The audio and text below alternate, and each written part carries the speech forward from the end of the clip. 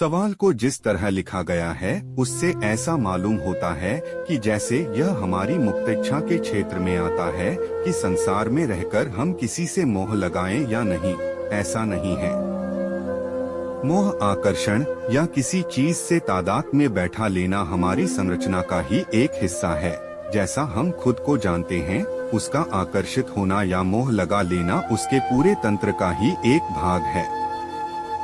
इस बात को समझने के लिए हमें कुछ मूलभूत सिद्धांतों को समझना होगा। एक, आकर्षण हर वो चीज, स्थान या व्यक्ति जो आपके शरीर को समय में जीवित रखने का भरोसा देता है। आप उसकी ओर अपनी वृत्तियों की वश में आकर अपने आप आकर्षित होंगे और इसी आकर्षण को सुख भी बोलेंगे। यह आकर्षण भावनाओं के तल पर खूब उछल-कूद पैदा करेगा। यह कभी भी सहज नहीं होगा, हमेशा आपको उत्तेजित करके जाएगा। दो, लगाव जिस तरह लोहे की दो प्लेट को साथ रख दिया जाए पर्याप्त समय के लिए तो वो आपस में जुड़ जाती हैं।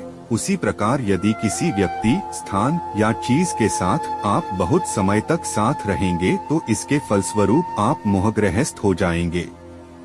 अब आप साथ ही यह भी कह सकते हैं कि जिस भी आकर्षित करने वाली वस्तु के साथ आप जितना ज्यादा समय व्यतीत करेंगे उतना ही लगाव या मोह महसूस करेंगे। यदि आप मोह से पार पाना चाहते हैं तो आपको खुद को शरीर से अलग कुछ और भी जानना होगा, वरना भौतिक तल पर मोह, आकर्षण व लगाव के अतिरिक्त कुछ नहीं है। असली दिक्कत यहाँ आती है कि हम एक दिन मर जाएंगे। यह तथ्य हमारे लिए सिर्फ एक सिद्धांत बनकर रह गया है। हम इस बात को पूरी तरह समझते ही नहीं हैं। इसका प्रमाण यह है कि जैसे ही सुख हमें अपनी ओर आकर्षित करता है, हम उसकी ओर खींचे चले जाते हैं और मृत्यु का स्मरण उत्तेजना के आवेग में कहीं खो जाता है। हमारे पॉपुलर कल्चर में व घरों में मृत्यु की बात करना करीब करीब वर्जित है। जिन संतों ने मृत्यु के ऊपर काफी बोला भी है, उनमें भी हम मात्र उनके उन वक्तव्यों को याद रखना चाहते हैं जो हमारी सुख व नैतिकता को लेकर जो धारणाएं हैं उन्हें पुख्ता करता है। आधुनिक जगत में सुख को सर्वोपरि मानकर हमने खुद को स्थायित्व का खूब धोखा दे दिया है। मृत्यु कितने करीब है, इससे हमने मुंह फेर लिया है। वस्तुओं के अतिरिक्त जीवन में कुछ है भी या नहीं, इसका हमें कोई आभास नहीं है और जीवन मात्र आदतों व वृत्तियों की अभिव्यक्ति बनकर रह गया है। ऐसे जीवन में मोह से बचना नामुमकिन है। सब कुछ परमात्मा है। यदि हम भागवत गीता के उपरोक्त श्लोक को स्वीकार करते हैं तो हम अगला कदम यह उठाएंगे और अनुभव करेंगे कि वह ईश्वर ही केवल वास्तविकता है। इसे एक से अधिक तरीकों से समझा जा सकता है। हम यह निष्कर्ष निकाल सकते हैं कि ईश्वर अकेला ही वास्तविकता है और बाकी सब कुछ असत्य है। इसके साथ समस्या यह है कि मानव की वह प्रवृत्ति जो गैर मौजूदगी, अस्तित्वहीनता के साथ असत्य की बराबरी करने लगती है और वह गलत तरीके से यह विश्वास करने लगता है कि सब कुछ केवल एक भ्रम, माया है और कुछ भी वास्तविकता नहीं है।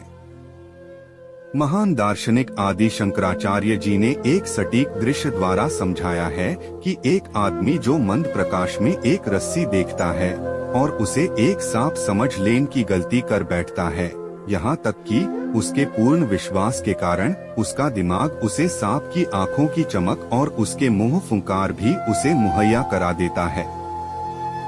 जब प्रकाश लाया जाता है तो वह व्यक्ति देखता है कि कोई सांप नहीं है, केवल एक रस्सी है। सांप असली नहीं था, लेकिन उसके मन में सांप की छाप, हालांकि गलत थी, वास्तविक थी और मौजूद थी। रस्सी वास्तविकता थी और सांप उस पर एक भ्रम था। उसी तरह ईश्वर वास्तविकता है और बाकी सब कुछ सांप की तरह भ्रमपूर्ण है। लेकिन भ्रम मौजूद है, इसे नकारने से हमें कुछ प्राप्त नहीं होता। हमें इसके माध्यम से चीजों को देखना सीखना होगा। शंकाओं को मिटाने के लिए विस्तृत जानकारी द्वारा हर शय को गहराई तक देखना होगा। तब हम वास्तविकता, परमात्मा को देखेंगे। उसके बाद हम इस बात को समझकर आगे बढ़ सकते हैं कि भले ही हमारी दृष्टि व मन का प्रस्तुतिकरण गलत हो सकता है, लेकिन हम जो हृदय से अनुभव करते हैं वह उसका वास्तविक पक्ष है और वह स्वयं ईश्वर है। इसलिए सभी चीजें अपने वास्तविक पक्ष में परमात्मा हैं, गलत पक्ष या भ्रम अकेले हमारे दिमाग में है। हम कह सकते हैं कि पूर्ण परमात्मा असत्य की अप्रत्यक्ष वास्तविकता है, जिसे हमें देखने की आवश्यकता है। जब कोई व्यक्ति रिश्तों से ज्यादा पैसे को तवज्जो देने लगे, 2 उसके पास पर्याप्त धन है, फिर भी मूलभूत आवश्यकताओं की पूर्ति बड़ी कंजूसी दिखाकर कर रहा है। 3 इंस्टाग्राम, ट्विटर और कोरा जैसी जगह पर फॉलोवर की संख्या बढ़ाने के लिए बावला हुआ है। 4 ऑनलाइन 100 लोगों के साथ बात करके अपना समय बर्बाद करता है और खुद को सामाजिक प्राणी समझ रहा है। 5 मूवी देखना, हर दिन घूमने जाना, महंगी घड़ी लेना, महंगे कपड़े खरीदने के बाद सबको बताना ताकि उसकी क्लास बने। कुछ इन लोगों को लगता है कि पैसे सिर्फ यही खर्च करना जानते हैं और मरने के टाइम इनको एक सम्मान दिया जाएगा कि जनाब ने कभी आईफोन से नीचे बात नहीं की, इसलिए इनको फ्लाइट से ऊपर भेजा जाएगा और इतिहास इन्हें बाप के पैसे पर घमंड करने वालों के रूप में जानेगा। 5 कॉलेज में दोस्तों के बीच रहकर खुद को बहुत ज्यादा स्पेशल समझ लेना कि मेरे आसपास बहुत लोग हैं। या 6 कोई लड़की जो अभी 18-25 एज ग्रुप में है और बहुत सारे लोगों की अटेंशन लेकर उसे लगता है कि यह जिंदगी भर चलेगा। 7 एक लड़का जिसकी सुबह बाबू सोना से हो रही है, दिन भर बाबू ने थाना थाया करता है और खुद को बहुत बड़ा आशिक समझ रहा है। 8 एक वरिष्ठ नागरिक जो कब का रिटायर होने की उम्र पर कर चुका है और फिर भी कोशिश में है कि औलाद के लिए अभी और कमा के जोड़ लूं।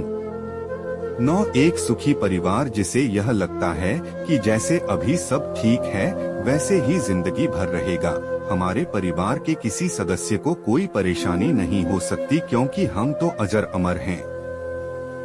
10 वो माँ बाप जिन्हें लगता है कि बच्चों को अच्छे से पढ़ा लो और इनकी जल्दी से शादी करा दो ताकि हमारा काम आसान हो जाएगा और बुढ़ापे में आराम रहेगा। यह और भी लंबी लिस्ट है। ऐसे सभी लोगों से मैं कहना चाहूँगा कि कुछ नहीं रखा इन सब बातों में, सब यही रखा रह जाएगा। ये सब मोहमाया है।